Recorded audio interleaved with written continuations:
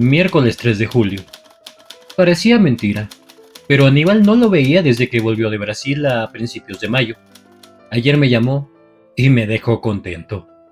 Tenía necesidad de hablar con alguien, de confiar en alguien. Solo ahí me di cuenta de que hasta ahora todo el asunto de Avellaneda lo había guardado para mí, sin hablarlo con nadie. Y es explicable. ¿Con quién hubiera podido comentarlo? ¿Con mis hijos? De solo imaginarlo se me pone la piel de gallina. Uf. ¿Con Vignale?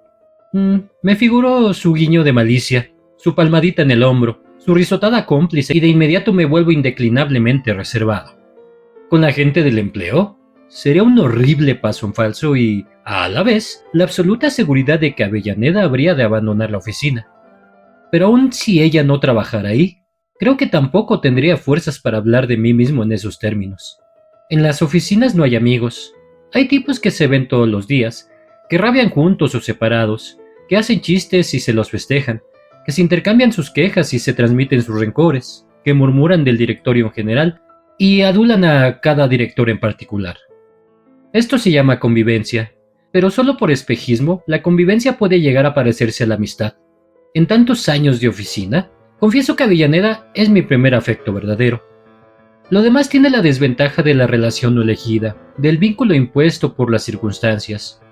¿Qué tengo yo de común con Muñoz, con Méndez, con Robledo? Sin embargo, a veces nos reímos juntos, tomamos alguna copa, nos tratamos con simpatía.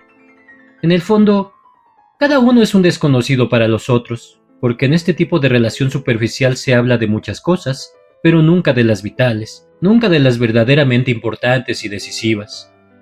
Yo creo que el trabajo es el que impide otra clase de confianza.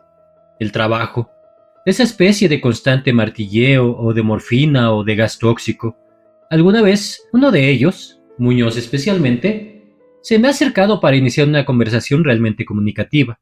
Ha empezado a hablar, ha empezado a delinear con franqueza su autorretrato, ha empezado a sintetizar los términos de su drama, de ese módico, estacionado, desconcertante drama que atosiga la vida de cada cual, por más hombre promedio que se sienta. Pero siempre hay alguien que llama desde el mostrador. Durante media hora, él tiene que explicar a un cliente moroso la inconveniencia y el castigo de la mora. Discute, grita un poco, seguramente se siente envilecido. Cuando vuelve a mi mesa, me mira, no dice nada. Hace el esfuerzo muscular correspondiente a la sonrisa, pero las comisuras se le doblan hacia abajo. Entonces toma una planilla vieja, la arruga en el puño concienzudamente y después la tira al cesto de papeles. Es un simple sustitutivo. Lo que no sirve más, lo que tira al cesto, es la confidencia. Sí, el trabajo amordaza la confianza, pero también existe la burla. Todos somos especialistas en la burla. La disponibilidad de interés hacia el prójimo hay que gastarla de algún modo. De lo contrario, se enquista y sobreviene la claustrofobia, la neurastenia, qué sé yo. Ya que no tenemos la suficiente valentía, la suficiente franqueza como para interesarnos amistosamente por el prójimo, no el prójimo nebuloso, bíblico, sin rostro, sino el prójimo con nombre y apellido, el prójimo más próximo, el que escribe en el escritorio frente al mío y me alcanza el cálculo de intereses para que yo lo revise y me ponga mi inicial de visto bueno. Ya que renunciamos voluntariamente a la amistad. Bueno, pues entonces vamos a interesarnos burlonamente por ese vecino que a través de 8 horas es siempre vulnerable. Además, la burla proporciona una especie de solidaridad. Hoy el candidato es este, mañana es aquel, pasado seré yo. El burlado maldice en silencio, pero pronto se resigna. Sabe que esto es solo una parte del juego, que en el futuro cercano, a lo mejor dentro de 1 hora o 2, podrá elegir la forma de desquite que mejor coincida con su vocación. Los burladores, por su parte, se sienten solidarios, entusiastas, chispeantes. Cada que uno de ellos le agrega a la burla un condimento, los otros lo festejan, se hacen señas, se sienten rijosos de complicidad. Solo falta que se abracen y griten los hurras. Y qué alivio reírse, incluso cuando hay que aguantar la risa porque allá en el fondo ha asomado el gerente su cara de sandía.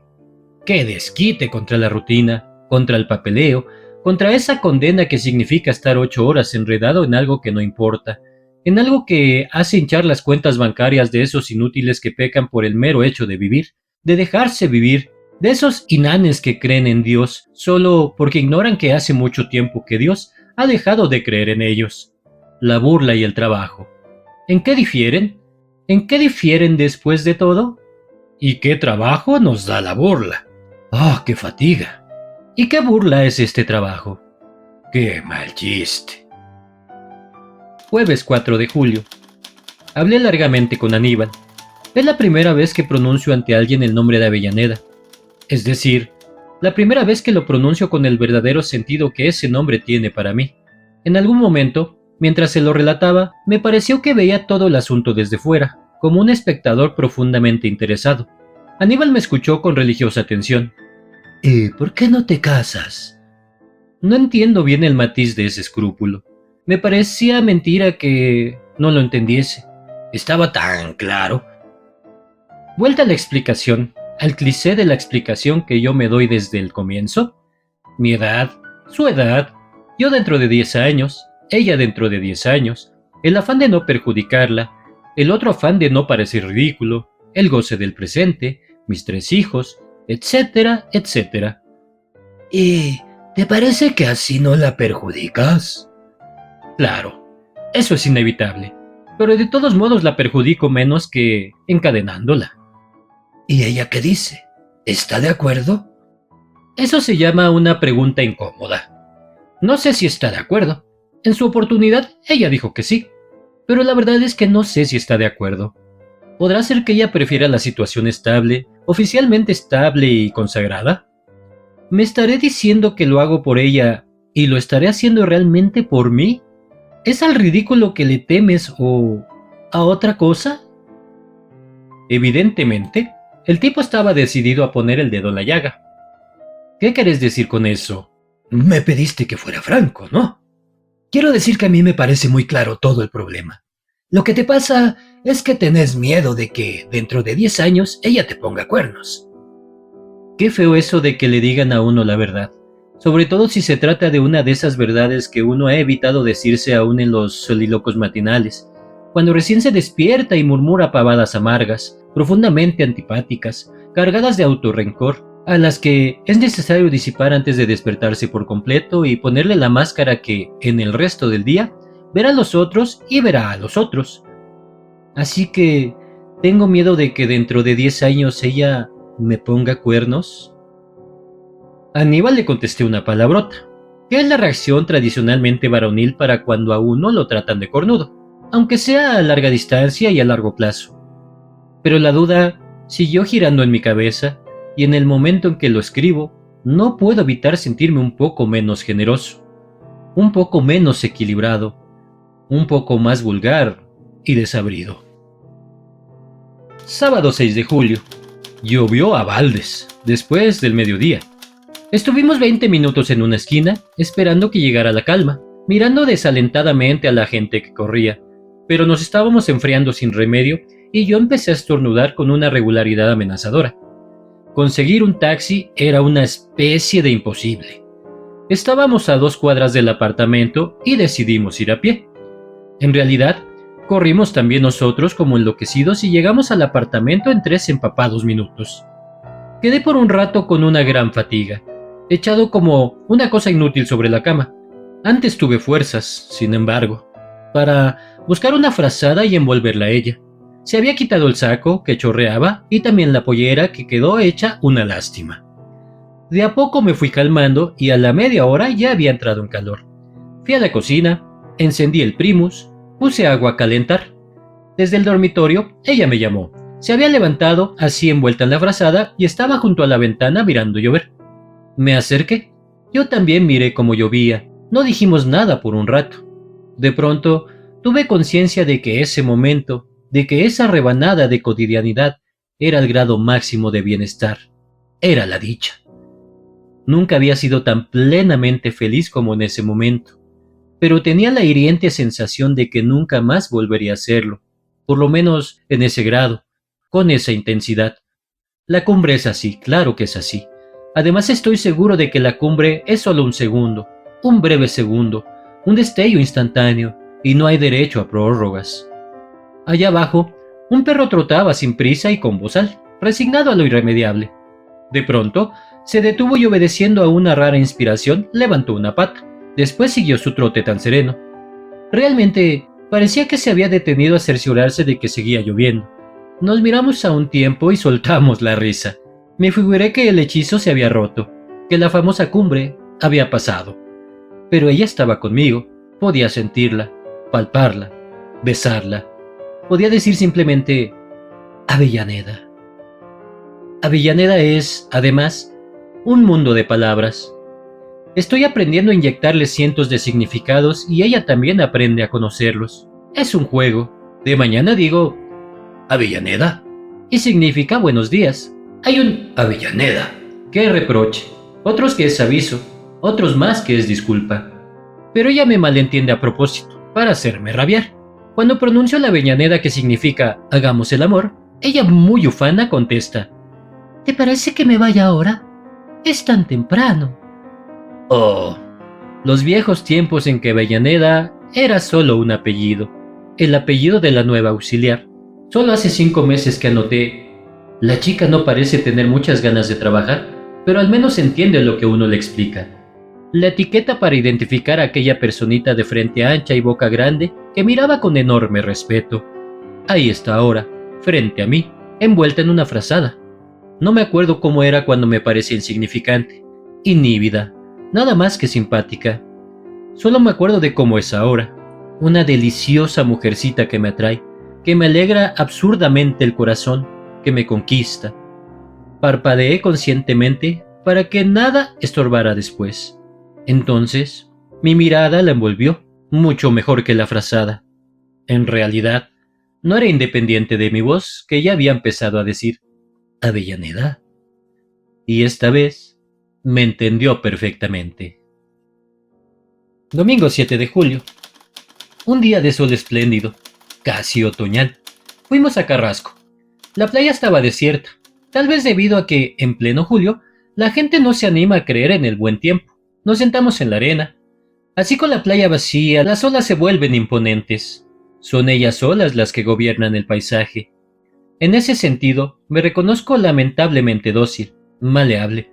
Veo ese mar impecable y desolado, tan orgulloso de su espuma y de su coraje, apenas mancillado por gaviotas ingenuas, casi irreales, y de inmediato me refugio en una irresponsable admiración. Pero después, casi enseguida, la admiración se desintegra y paso a sentirme tan indefenso como una almeja, como un canto rodado. Ese mar es una especie de eternidad. Cuando yo era niño, él golpeaba y golpeaba, pero también golpeaba cuando era niño mi abuelo, cuando era niño el abuelo de mi abuelo. Una presencia móvil pero sin vida. Una presencia de olas oscuras, insensibles. Testigo de la historia, testigo inútil porque no sabe nada de la historia. Y si el mar fuera Dios, también un testigo insensible. Una presencia móvil pero sin vida. Avellaneda también lo miraba, con el viento en el pelo, sin pestañear. ¿Vos crees en Dios? Dijo continuando el diálogo que había iniciado yo. Mi pensamiento. No sé. Yo querría que Dios existiese, pero no estoy seguro. Tampoco estoy seguro de que Dios, si existe, vaya a estar conforme con nuestra credulidad a partir de algunos datos desperdigados e incompletos. Pero si es tan claro, vos te complicas porque querés que Dios tenga rostro, manos, corazón. Dios es un común denominador. También podríamos llamarlo la totalidad. Dios es esta piedra, mi zapato, aquella gaviota, tus pantalones, esa nube, todo. ¿Y eso te atrae? ¿Eso te conforma? Por lo menos me inspira respeto. A mí no. No puedo figurarme a Dios como una gran sociedad anónima. Lunes 8 de julio. Esteban ya se levanta. Su enfermedad nos ha dejado un buen saldo, tanto a él como a mí. Hemos tenido 2 o 3 conversaciones francas, verdaderamente saludables. Incluso hablamos alguna vez de generalidades, pero con naturalidad, sin que el mutuo fastidio dictara las respuestas. Martes 9 de julio. Así que tengo miedo de que dentro de 10 años ella me ponga cuernos. Miércoles 10 de julio. Vignale. Lo encontré por Sarandí. No tuve más remedio que escucharlo. No parecía feliz. Yo estaba apurado, así que tomamos un café en el mostrador. Allí, en voz alta, En ese estilo de estentoria confidencia que él cultiva, me relató el nuevo capítulo de su idilio. ¡Qué mala pata, che! Mi mujer nos agarró, ¿te das cuenta? No nos pescó lo que se dice en flagrante. Solo nos estábamos besando. Pero te imaginarás el bochinche que armó la gorda. Que en su propia casa, bajo su propio techo, comiendo su propio pan. Yo, que soy el propio marido, me sentía como una cucaracha. Elvira, en cambio, lo tomó con gran serenidad y se mandó la teoría del siglo. Que ella y yo siempre habíamos sido como hermanos, y que lo que mi mujer había visto era eso justamente, un beso fraternal. Yo me sentí de lo más incestuoso y la gorda armó una bronca descomunal. Están arreglados, dijo. Si se figuren que me voy a quedar mansita como el tarado de Francisco. Habló con mi suegra, con los vecinos, con el almacenero. A las 2 horas todo el barrio sabía que la loquita esa le había querido quitar el marido. Por su lado, Elvira habló enérgicamente con Francisco y le dijo que le estaban insultando, que no se quedaría en esa casa ni un solo minuto más. Se quedó, sin embargo, como 3 horas, en el curso de las cuales me hizo una cosa muy fea. Lo que se dice, muy fea. Fíjate que Francisco a todo decía que sí. El tipo no era nada peligroso, pero la gorda insistía, gritaba, 2 o 3 veces se le fue encima a la Elvira. Y entonces la Elvira, en uno de esos momentos de terror, ¿a que no sabes qué le dijo? Que en qué cabeza cabía que ella se fuera a fijar en una porquería como yo. ¿Te das cuenta? Y lo peor de todo es que, con eso, la convenció a la otra y la gorda se quedó tranquila. Pero ¿te das cuenta? Te juro que esto no se lo perdono a la Elvira. Que se vayan nomás, ella y su cornudito. Después de todo, mira, no está tan buena como me parecía. Además, ahora que dejé de ser un marido fiel, he llegado a la conclusión de que puedo tener programitas más jóvenes, más fresquitas sobre todo, que no tengan nada que ver con el rubro hogar, que para mí siempre fue sagrado. Y de paso la gorda no se preocupa. Pobre. Sábado 13 de julio. Ella está a mi lado, dormida.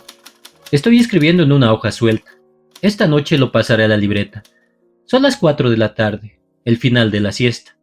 Empecé a pensar en una comparación y terminé con otra. Está aquí, al lado mío, el cuerpo de ella. Afuera hace frío, pero aquí la temperatura es agradable. Más bien hace calor. El cuerpo de ella está casi al descubierto. La frazada y la sábana se han deslizado hacia un costado.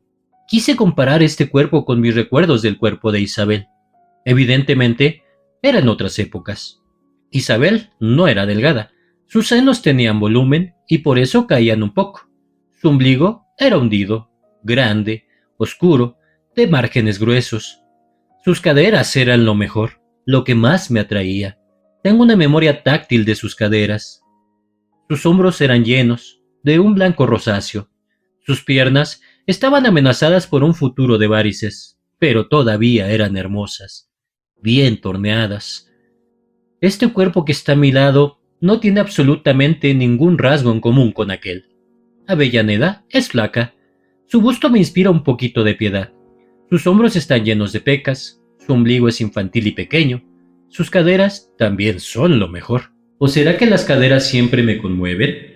Sus piernas son delgadas, pero están bien hechitas. Sin embargo, aquel cuerpo me atrajo y este me atrae. Isabel tenía en su desnudez una fuerza inspiradora. Yo la contemplaba e inmediatamente todo mi ser era sexo. No había por qué pensar en otra cosa. Avellaneda tiene en su desnudez una modestia sincera, simpática e inerme, un desamparo que es conmovedor. Me atrae profundamente. Pero aquí el sexo es solo un tramo de la sugestión, del llamamiento. La desnudez de Isabel era una desnudez total, más pura quizá.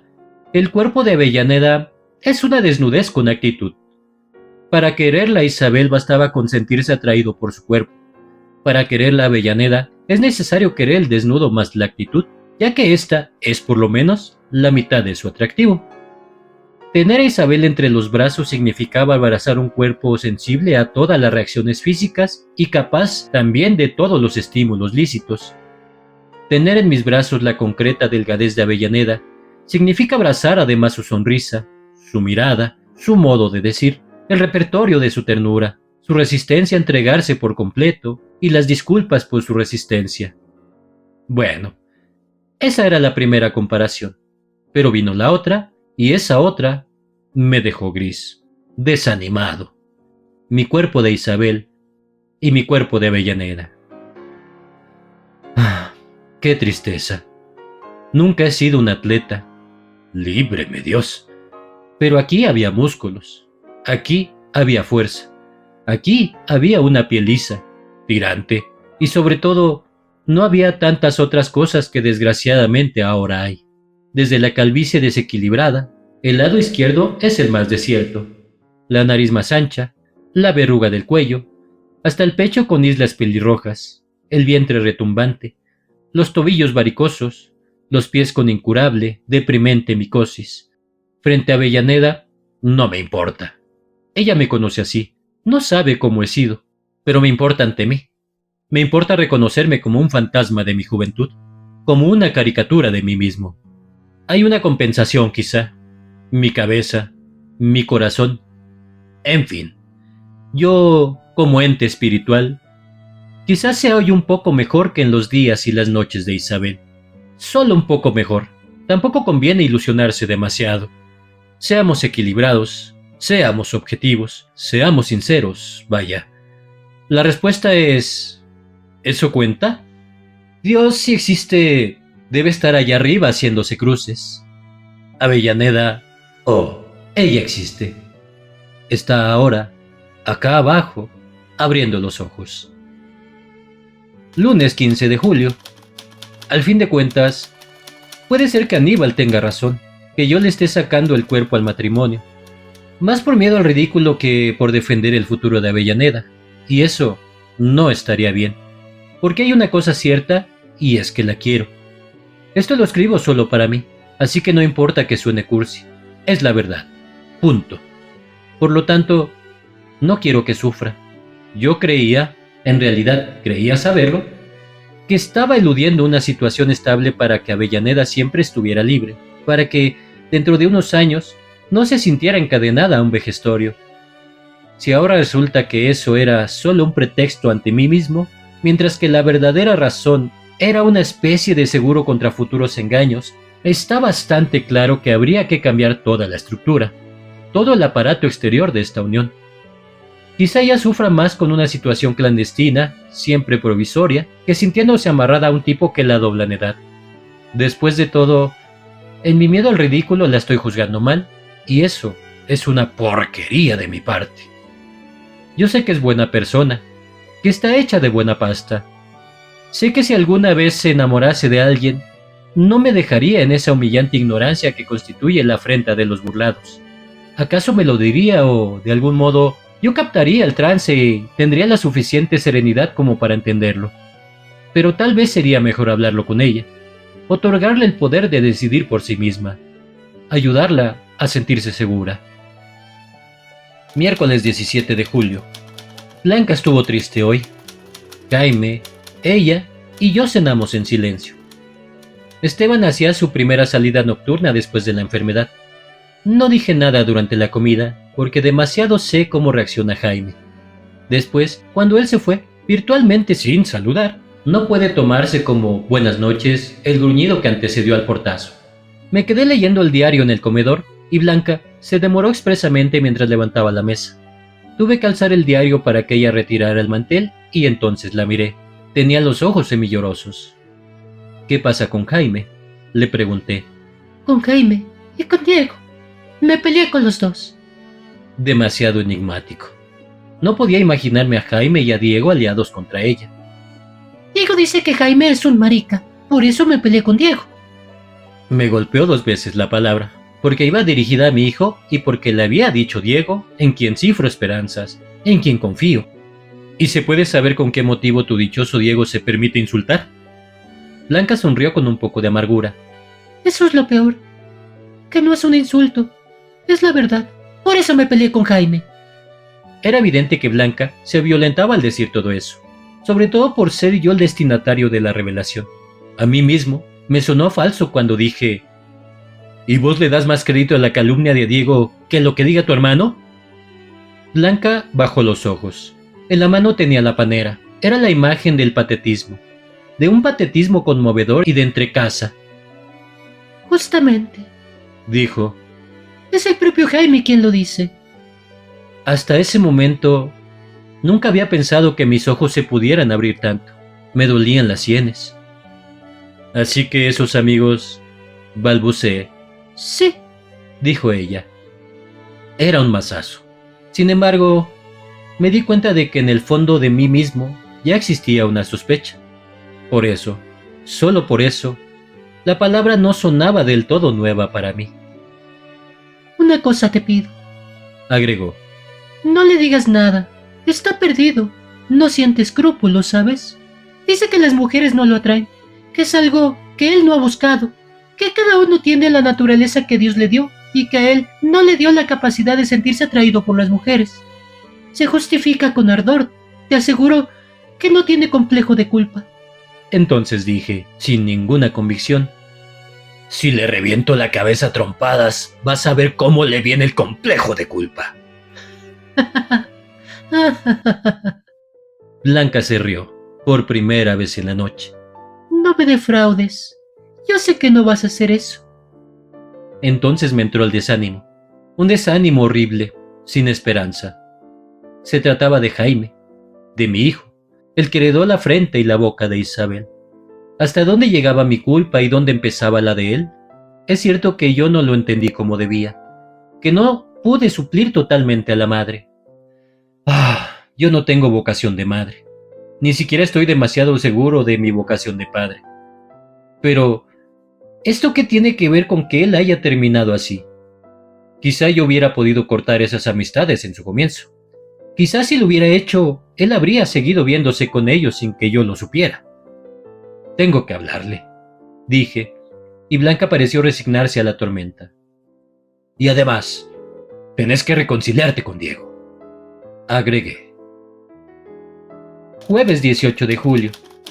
Tenía dos cosas que decirle a Avellaneda, pero solo estuvimos una hora en el departamento y únicamente le hablé de Jaime. No me dijo que yo fuera totalmente inocente y se lo agradecí. Mentalmente, claro. Pero yo pienso, además, que cuando un tipo viene podrido, no hay educación que lo cure, no hay atención que lo enderece. Claro que yo pude hacer más por él. Eso es tan cierto, que no puedo sentirme inocente. Además, ¿qué es lo que quiero? ¿Qué es lo que yo preferiría? ¿Que él no fuera marica o simplemente sentirme yo libre de toda culpa? Qué egoístas somos, Dios mío. Qué egoísta soy. Aún el sentirme al día con la conciencia es una especie de egoísmo, de apego a la comodidad, al confort del espíritu. A Jaime no lo vi. Viernes 19 de julio. Tampoco lo vi hoy, pero sé que Blanca le dijo que yo quería hablar con él. Esteban es bastante violento. Mejor que no se entere. O ya lo sabrá. Sábado 20 de julio. Blanca me trajo el sobre. La carta dice así: Viejo, sé que querés hablar conmigo y de antemano conozco el tema. Me vas a predicar moral y hay dos razones por las que no puedo aceptar tu prédica. La primera, que yo no tengo nada que reprocharme. La segunda, que vos también tenés tu vida clandestina. Te he visto con la chiquilina esa que te ha enredado y creo que estarás de acuerdo en que no es la mejor forma de guardar el debido respeto a la memoria de mamá. Pero allá vos con tu puritanismo unilateral. Como a mí no me gusta lo que haces y a vos no te gusta lo que yo hago, lo mejor es desaparecer. Ergo, desaparezco. Tenés el campo libre. Soy mayor de edad, no te preocupes. Me imagino además que mi retirada te acercará más a mis hermanitos. Blanca lo sabe todo. Por más informes, dirígete a ella. A Esteban lo enteré yo, en la tarde de ayer en su oficina.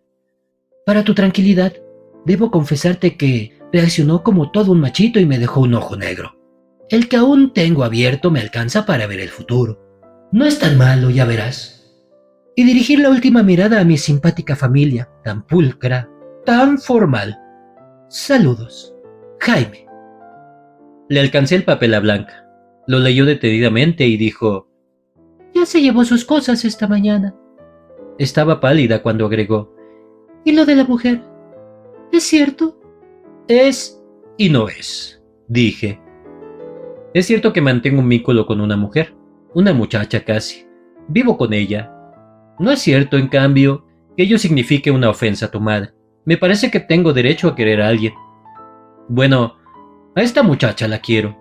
No me he casado con ella solo porque no estoy seguro de que eso sea lo más conveniente. Tal vez esta última frase estaba de más. No sé bien.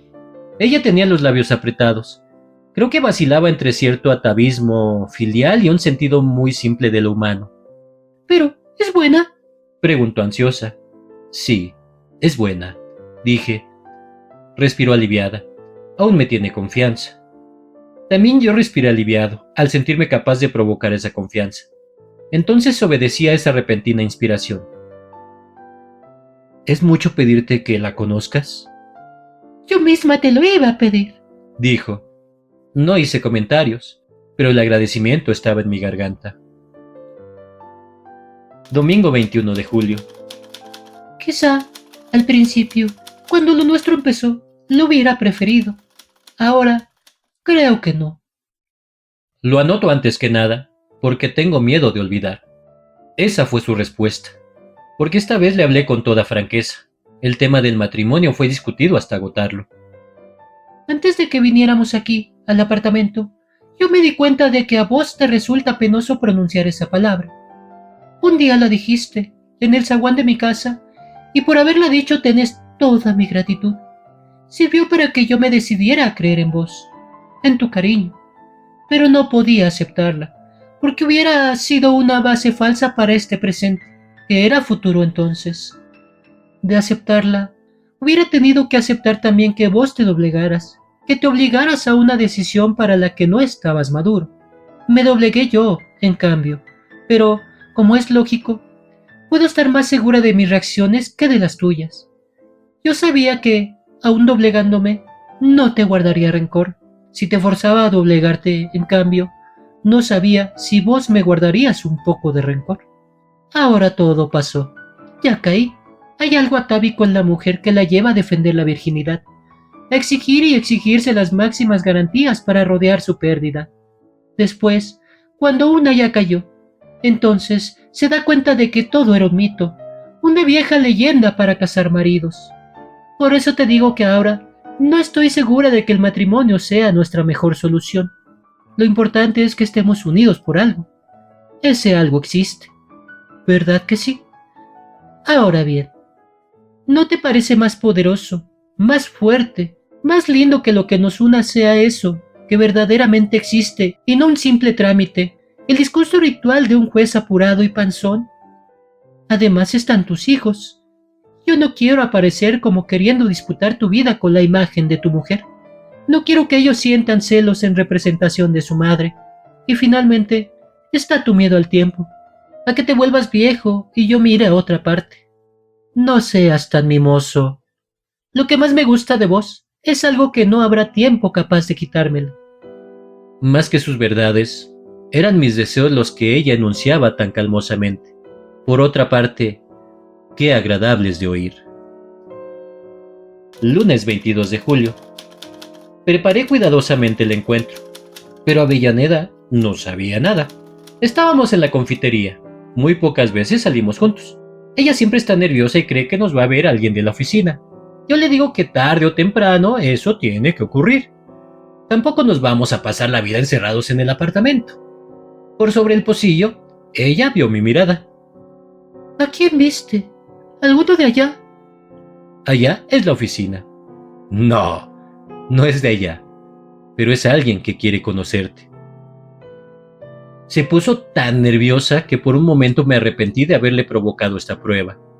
Siguió el rumbo de mi mirada y la reconoció antes de que yo dijese otra cosa. Después de todo, Blanca debe tener algún rasgo mío. La llamé con un gesto. Estaba linda, alegre, simpática. Me sentí bastante orgulloso de mi paternidad. Esta es Blanca, mi hija. Avellaneda tendió la mano. Temblaba. Blanca estuvo muy bien. Por favor, tranquilícese. Fui yo quien quiso conocerla. Pero Avellaneda no recuperaba su equilibrio. Murmuraba, terriblemente inquieta. Jesús, no puedo hacerme la idea de que él le haya hablado de mí. No puedo hacerme la idea de que usted haya querido conocerme.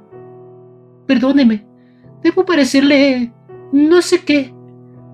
Blanca hacía todo lo posible por calmarla. Yo también. Pese a todo, pude advertir que un cabo de simpatía se había tendido entre las dos mujeres. Son casi de la misma edad. De a poco, Avellaneda se fue tranquilizando, y así y todo derramó alguna lagrimita. A los 10 minutos, ya hablaban como dos personas civilizadas y normales. Yo las dejaba. Era un placer nuevo tenerlas a las dos junto a mí, a las dos mujeres que quiero más. Cuando nos separamos, Avellaneda insistió con fervor en que yo acompañara a mi hija. Caminamos unas cuadras bajo la llovizna antes de tomar el ómnibus. Después, ya en casa, Blanca me dio un abrazo. Uno de esos abrazos que ella no derrocha y que por eso mismo son más memorables. Con su mejilla junto a la mía me dijo: Me gusta de veras. Nunca creí que supieras elegir tan bien. Comí un poco y me fui a la cama. Tengo un cansancio equivalente a un año entero de trabajos forzados. Pero ¿qué importa? Martes 23 de julio. No la veía Avellaneda desde ayer, cuando nos dejó a Blanca y a mí. Hoy, temprano, en la oficina, se acercó a mi mesa con 2 biblioratos para hacerme una consulta. Siempre nos cuidamos durante el trabajo. Hasta ahora, nadie se dio cuenta. Pero hoy la examiné con atención. Yo quería saber cómo había salido de aquella trampa que le había preparado. Estaba seria, muy seria, casi sin colorete. Le di las indicaciones. Estábamos rodeados de gente, así que no podíamos decirnos nada. Pero ella, cuando se retiró, aprovechó para dejarme 2 talonarios y un pedacito de papel con un solo garabato. Gracias. Viernes 26 de julio, 8 de la mañana. Estoy desayunando en el tupí. Uno de mis mayores placeres. Sentarme junto a cualquiera de las ventanas que miran hacia la plaza. Llueve, mejor todavía. He aprendido a querer ese monstruo folclórico que es el Palacio Salvo. Por algo figuran todas las postales para turistas. Es casi una representación del carácter nacional. Guarango, soso, recargado, simpático. Es tan, pero tan feo que lo pone a uno de buen humor. Me gusta el tupí. Me gusta el tupí a esta hora, bien temprano, cuando todavía no lo han invadido los maricas. Me había olvidado de Jaime. ¡Qué pesadilla! Y solo hay uno que otro viejo aislado, leyendo El Día o El Debate con increíble fruición. La mayoría son jubilados que no han podido apearse de sus madrugones.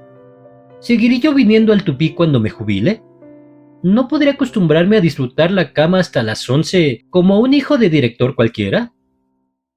La verdadera división de las clases sociales habría que hacerla teniendo en cuenta la hora en que cada uno se tira de la cama.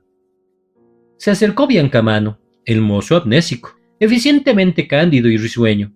Por 5ª vez le pido un cortado chico con medias lunas y él me trae un café largo con traviatas. Es tanta su buena voluntad que me doy por vencido. Mientras yo echo los cuadros de azúcar en el pocillo, él me habla del tiempo y del trabajo. Esta lluvia le molesta a la gente, pero yo digo, ¿estamos en invierno o qué? Yo le doy la razón porque es evidente que estamos en invierno. Después lo llamó un señor de la mesa del fondo bastante molesto porque Biancamano le trajo algo que él no había encargado. Es uno que no se da por vencido. O quizá es un mero argentino que vino a hacer su semanal negocito de dólares y todavía no conoce las costumbres de la casa. En la segunda parte de mi festín entran los diarios. Hay días en que los compro todos. Me gusta reconocer sus constantes. El estilo de cabriola sintáctica en los editoriales de El Debate, la civilidad e hipocresía del País, el masacote informativo del día, apenas interrumpido por una que otra morisqueta anticlerical, la robusta complexión de la mañana, ganadera como ella sola, Qué diferentes y qué iguales. Entre ellos juegan una especie de truco, engañándose unos a otros, haciéndose señas, cambiando las parejas. Pero todos se sirven del mismo mazo, todos se alimentan de la misma mentira, y nosotros leemos. Y a partir de esa lectura creemos, votamos, discutimos, perdemos la memoria, nos olvidamos generosa, cretinamente, de que hoy dicen lo contrario de ayer, de que hoy defienden ardorosamente a aquel de quien ayer dijeron pestes, y, lo peor de todo, que hoy ese mismo aquel acepta, orgulloso y ufano, esa defensa. Por eso prefiero la espantosa franqueza del Palacio Salvo, porque siempre fue horrible, nunca nos engañó, porque se instaló aquí, en el sitio más concurrido de la ciudad, y desde hace 30 años nos obliga a que todos, naturales y extranjeros, levantemos los ojos en homenaje a su fealdad. Para mirar los diarios, hay que bajar los ojos. Sábado 27 de julio. Está entusiasmada con Blanca. Nunca imaginé que fueras capaz de tener una hija tan encantadora. Me lo dice más o menos cada media hora. Esta frase, ¿y la de Blanca? Nunca creí que supieras elegir tan bien. No hablan muy amablemente de mí, de la confianza retroactiva que ellas depositaban en mis respectivas capacidades de generar y de escoger. Pero estoy contento. Y Avellaneda también. Su garabateado Gracias. del martes pasado tuvo después amplio desarrollo. Confiesa haber pasado un mal momento cuando se enfrentó a mi hija. Pensó que Blanca venía a hacerle una cena, con todos los reprochos que se imaginaba explicables, que ella se creía a punto de merecer. Pensó que el choque iba a ser tan violento, tan grave, tan demoledor, que lo nuestro no iba a sobrevivir. Y solo entonces se dio cuenta cabal de que eso nuestro realmente importaba en su vida, que quizá le fuera insoportable acabar ahora con esta situación que apenas tiene patente de provisoria. No querrás creerlo, pero todo eso me pasó por la cabeza mientras tu hija se acercaba por entre las mesas. Por eso, la actitud amistosa de Blanca fue para ella un regalo inesperado. Decime, ¿podré ser su amiga? Es ahora su pregunta esperanzada, y pone una cara deliciosa, tal vez la misma con que hace 20 años habría preguntado a sus padres sobre los Reyes Magos. Martes 30 de julio. No hay noticias de Jaime. Blanca preguntó a la oficina. Hace 10 días que no va. Con Esteban hemos llegado al tácito acuerdo de no hablar del problema. Para él ha sido un golpe también. Me pregunto cómo reaccionará cuando se entere de la existencia de Avellaneda. Le he pedido a Blanca que no le diga nada. Por ahora al menos. Tal vez yo exagere la nota, situando a mis hijos o permitiendo que ellos se encaramen allí, en una función de jueces. Yo he cumplido con ellos. Les he dado instrucción, cuidado, cariño. Bueno, quizás del tercer rubro he sido un poco avaro. Pero es que yo no puedo ser uno de esos tipos que andan siempre con el corazón en la mano. A mí me cuesta ser cariñoso, inclusive en la vida amorosa. Siempre doy menos de lo que tengo. Mi estilo de querer es ese, un poco reticente, reservado al máximo solo para las grandes ocasiones. Quizá haya una razón, y es que tengo la manía de los matices, de las gradaciones. De modo que si siempre estuviera expresando el máximo, ¿qué dejaría para esos momentos? Hay 4 o 5 en cada vida, en cada individuo, en que uno debe apelar al corazón en pleno. También siento un leve resquemor frente a lo cursi, y a mí lo cursi me parece justamente eso, andar siempre con el corazón en la mano, al que llora todos los días. ¿Qué le queda por hacer cuando le toque un gran dolor? ¿Un dolor para el cual sean necesarias las máximas defensas? Siempre puede matarse. Pero eso, después de todo, no deja de ser una pobre solución. Quiero decir que es más bien imposible vivir en crisis permanente, fabricándose una impresionabilidad que lo sumerja a uno, una especie de baño diario, en pequeñas agonías. Las buenas señoras dicen, con su habitual sentido de la economía psicológica, que no van al cine a ver películas tristes porque bastante amarga es la vida. Y tienen algo de razón. Bastante amarga es la vida como para que, además, nos pongamos plañideros o mimosos o histéricos, solo porque algo se puso en nuestro camino y no nos deja proseguir nuestra excursión hacia la dicha, que a veces está al lado del desatino. Recuerdo que una vez, cuando los chicos iban al colegio, en la clase de Jaime pusieron un deber, una de esas recurrentes composiciones sobre el clásico tema de la madre. Jaime tenía 9 años y volvió a casa sintiéndose profundamente desgraciado. Yo traté de hacerle entender que eso le iba a pasar muchas veces, que él había perdido a su madre y debía conformarse, que no era cosa de estar llorando por eso todos los días y que la mayor prueba de afecto era precisamente demostrar que esa ausencia no le ponía en inferioridad de condiciones frente a los otros. Quizá mi lenguaje fuera inapropiado para su edad. Lo cierto es que dejó de llorar. Me miró con una animadversión estremecedora y con una firmeza que predestinado pronunció estas palabras. Vos vas a ser mi madre, y si no, te mato. ¿Qué quiso decir? No era tan chico como para no saber que estaba reclamando un absurdo, pero quizá no era tan grande como para disimular mejor su primera agonía, la primera de esas diarias agonías en las que después concentró sus rencores, sus rebeldías, sus frustraciones. El hecho de que sus maestras, sus compañeros, la sociedad reclamaran a su madre le hacía sentir por primera vez toda la fuerza de su ausencia. No sé por qué prodigio imaginativo me echaba a mí la culpa de esa ausencia. Quizá pensaba que si yo la hubiese cuidado mejor, ella no habría desaparecido. Yo era el culpable, por lo tanto, debía sustituirla. Si no, te mato. No me mató, claro, pero se vino a matar él, a anularse él. Ya que el hombre de la familia le había fallado, se dedicó a negar al hombre que había en sí mismo. ¡Uf! Qué complicada explicación para desarrollar un hecho tan escueto, tan ordinario, tan ilevantable. Mi hijo es un marica. Un marica. Uno como el repugnante de Santini, el que tiene la hermana que se desnuda. Hubiera preferido que me saliera ladrón, morfinómano, imbécil. Quisiera sentir lástima hacia él, pero no puedo. Sé que hay explicaciones racionales y hasta razonables. Sé que muchas de esas explicaciones me cargarían a mí con parte de la culpa. Pero, ¿por qué Esteban y Blanca crecieron normalmente? ¿Por qué ellos no se desviaron y el otro sí?